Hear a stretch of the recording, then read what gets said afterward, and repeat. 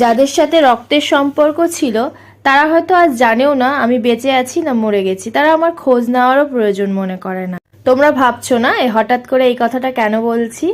এই যে বাটিটা, এই বাটিটায় করে গোটা চচ্চড়ি, সবজি নয়, গোটা চচ্চড়ি পাঠিয়েছে। কে পাঠিয়েছে? বারুইপুরের এক দিদি ভাই।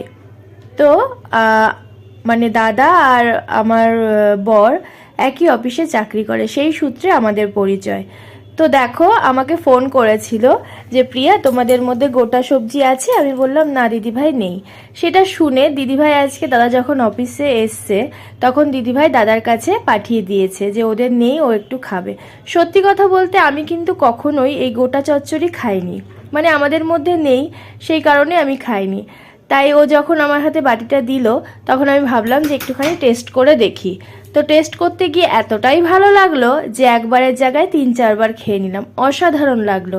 আর সমস্ত কিছুই দেখছিলাম গোটা গোটা দিয়েছে। আমি শুনেছি যে গোটা চচ্চড়ির নিয়ম আছে অনেকের মধ্যে, যেহেতু আমাদের মধ্যে নেই তাই আমি কোনোদিন দেখিনি। তো আজকে খেতে খেতে দেখো 3-4 বার খেয়ে নিয়েছি। তো এতটাই টেস্ট লাগছিল। সত্যি কথা বলতে দেখো এই দিদিভাইয়ের সাথে তো আমার কোনো রক্তের সম্পর্ক নেই, তাও যে মনে করে আমার জন্য বাটি ভরে একদম সবজিটা পাঠিয়েছে, এটাই কজন করে। ওই যে বললাম আমার যার সাথে রক্তের সম্পর্ক ছিল, মানে যাদের সাথে, তারা খোঁজও নেয় না, মানে আমি আছি কি না তারা হয়তো জানে না।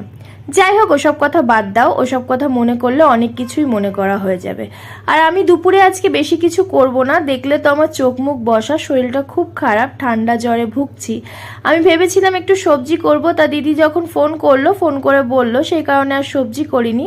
দুপুরে ওই পাতলা করে একটু মুসুর ডাল, আলু ভাজা, আর তার সাথে ওই যে গোটা সবজিটা, এই হচ্ছে আজকে দুপুরের মেনু। তো টাটা, বাই বাই। ভিডিওটা কেমন লাগলো অবশ্যই কমেন্ট করে জানিও।